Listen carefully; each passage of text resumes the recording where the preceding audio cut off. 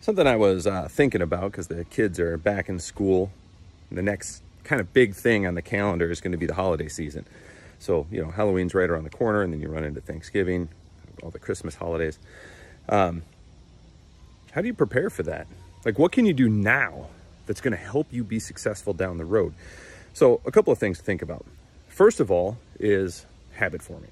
The more entrenched and established your fitness habits are now, the easier it's going to be to adapt and overcome when all those distractions come up. And that brings me to the second thing, which is having control over the things that you have control over.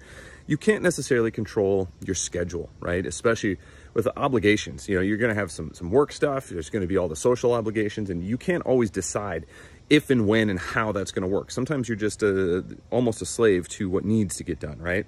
We all got bills to pay. I get that. You can control your attitude about it, but that still doesn't make opportunities.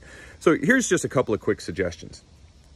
Starting now, because we want to build that habit before all this stuff becomes even more so an issue. Starting now, schedule your workout time as an appointment, like you would a doctor appointment, a dentist appointment, okay? You put it on your calendar and it's there. Now, that's not to say a doctor's appointment can't be rescheduled, it can't be moved, but it has to get done. You've got to get in to see that doctor for whatever the reason is, whether it's a regular checkup or whether you've got something going on. You make that appointment, it goes on your calendar, and other things schedule around it, all right?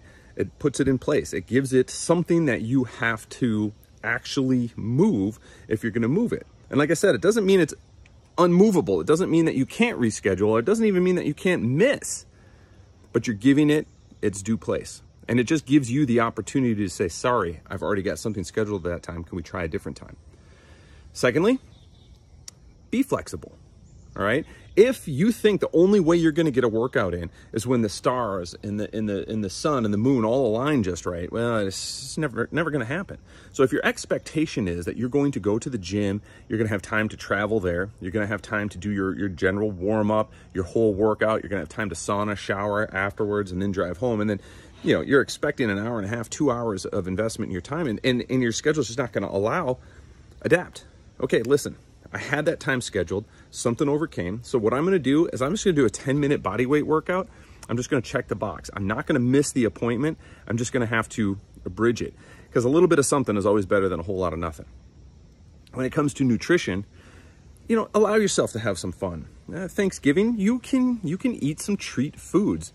The thing is, you just don't have to overindulge. You don't have to eat until you feel bad about yourself. And I know that's kind of a meme. It's not the reality. It isn't worth it.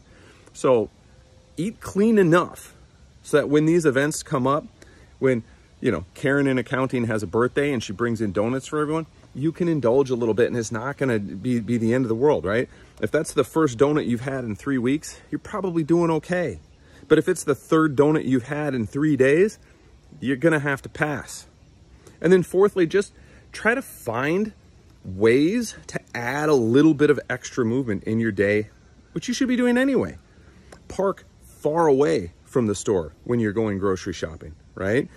Take the stairs instead of the elevator. Those things add up. And when in doubt, and always good for your mental health, just go take a walk. Just get those steps in, breathe, be outside, breathe the free air, and remind yourself that you're not a slave. You're not a slave to your job. You're not a slave to your schedule. You're not a slave to everyone around you. You are a free animal on this planet. Look at the sky. Breathe the air. Feel the sun. It's all good for you.